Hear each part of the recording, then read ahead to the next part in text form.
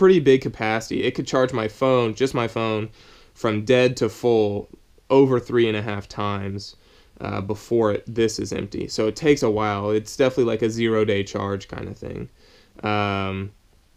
Charging it on a 0-day, I should say. But yeah, it worked out really well. It was $30 with shipping from Amazon, and you can't get better than that at most big box stores. So I definitely recommend Anchor to people. I think they work really well. Charging up this and that kind of stuff in town, I definitely recommend getting something with 2 ports, 2 USB ports. This is a little bulky. My original one busted halfway through, so I had to get a new one, and was just limited to what they had. But yeah, that way you can charge your phone and your battery pack at the same time, your camera and your phone at the same time, 2 things at the same time, funny enough. Which unfortunately for the lightweight thing means you need to carry 2 cords, but you know, it is what it is. It's a cord, I guess. Weight is weight, but for stuff like this, I was okay carrying it. I also, so in addition to my like phone cord, I had my GoPro charging cable, which has the mini USB, not the micro USB.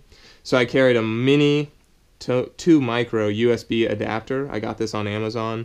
It worked out really well. So I plugged my GoPro cable into this, and then this guy I could plug into my Anchor right there, or on my phone if I was using this for that or whatever.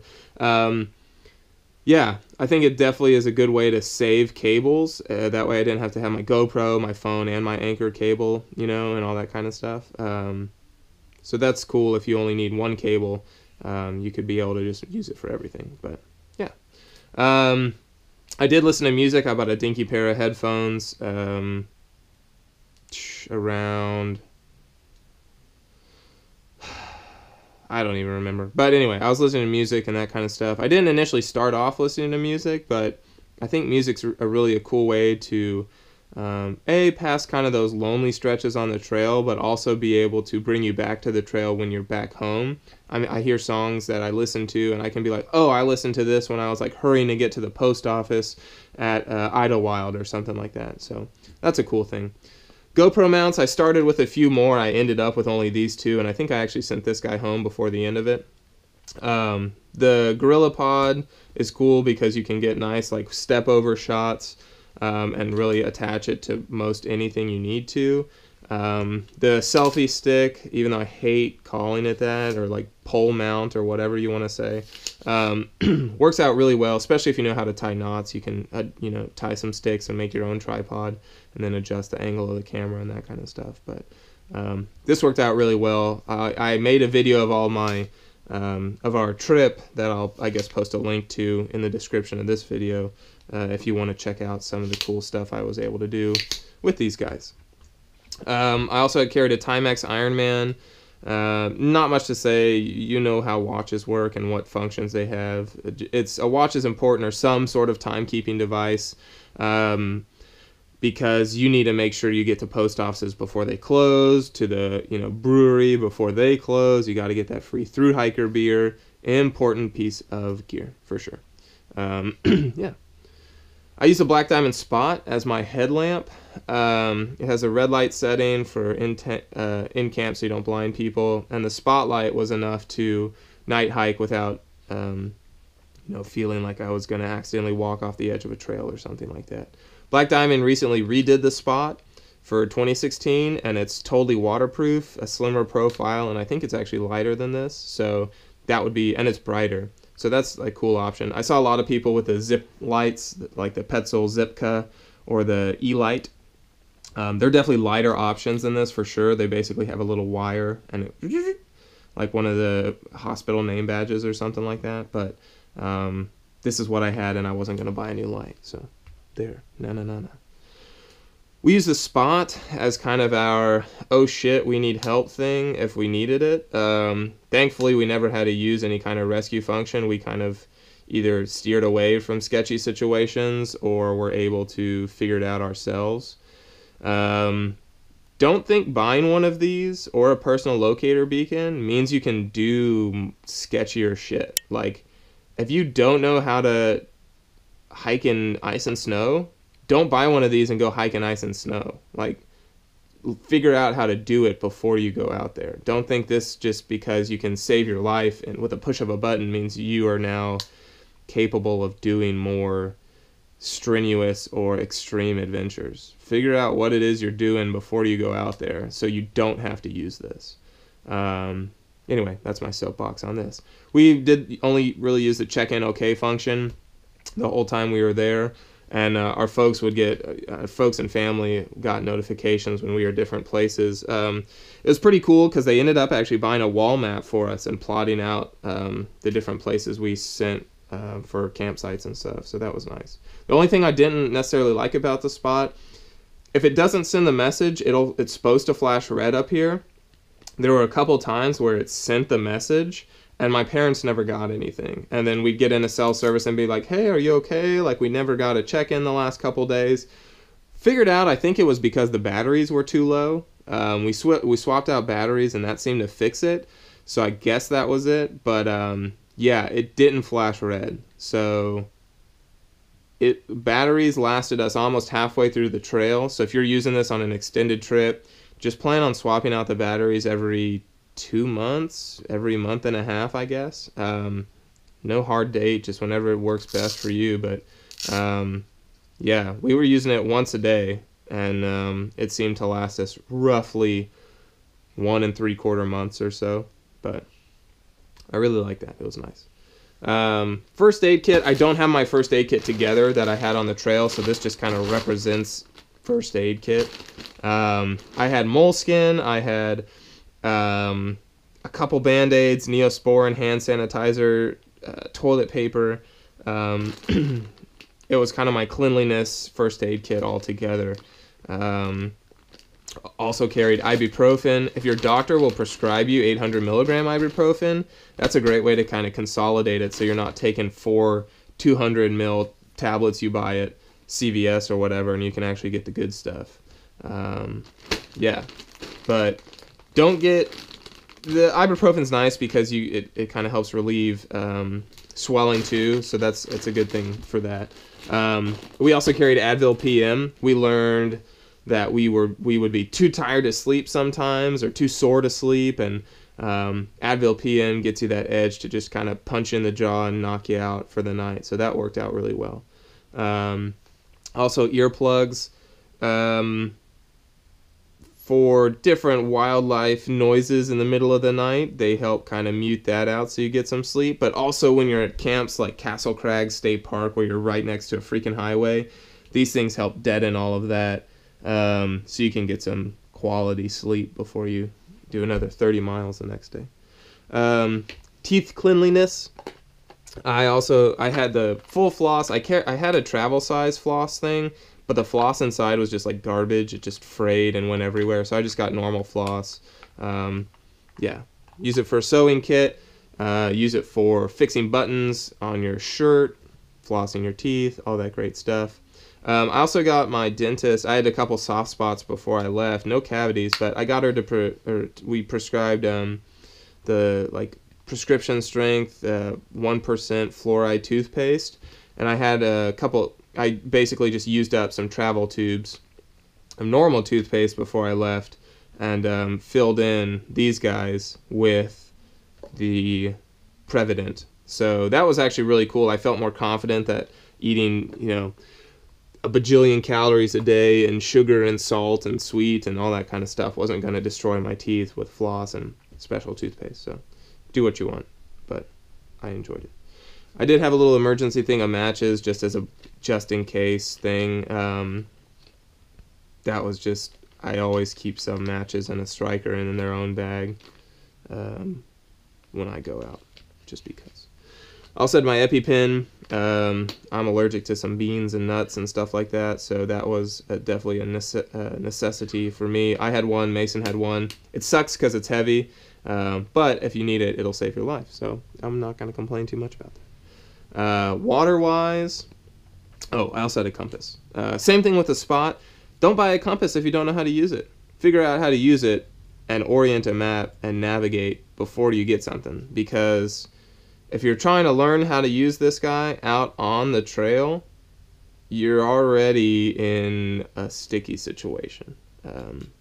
So yeah, I always like to have a physical compass that I can orient. We had half miles paper maps too, and you can kind of navigate from that. On the PCT, I didn't find it was totally necessary. In a normal southbound year, route finding is definitely more applicable because you have just the trails a lot less maintained, and we definitely had some areas where it was not well marked. But like I said, I think I only used it like 1 or 2 times to actually figure out where we needed to go and stuff like that. So not a huge deal. Water-wise, we used the Sawyer Minis. It was all right. It was the lightest option, and it did really well. But it was slow as shit. Slow as molasses in the winter, I should say. And this guy, the Sawyer full size, is heavier, but I think it's just a better deal, to be honest. You need to make sure these guys don't freeze. We heard of some people who got sick because their filter froze, then they filtered, and it couldn't filter because it broke the inside fibers in here, and it let crap through, and then they got sick. So that sucks. Don't let that happen. But yeah, the trick with these two, if you're going to use them, we had smart water bottles with the flip-top sport caps that we screwed it onto. You can use that sport cap, you jam it on here and back flush it. Don't just squeeze to back flush it. If you knock it like this against a wall or something and then back flush it again, you'll get so much crap out, it's gross. It looks like tea. Like, we were just back flushing normally, like squeeze, squeeze, squeeze, squeeze, and it would be clear water. And then once we learned that, it would be clear water, we'd tap, tap, tap, tap, tap, squirt it again, and holy crap, it was like coffee or strong tea coming out the back. So definitely that'll help you increase the life of this guy. But like I said, the full-size one I think is a little bit of a better bet for that. I used the Big Zip in the desert. I started out with this and immediately almost sent it back because in Washington and Oregon you don't need this much capacity. I had this 2-liter platy bottles that I think I threw away. I don't know where they are. So I really only had the smart water bottle for that and a 2-liter platy bottle for most of Washington and Oregon.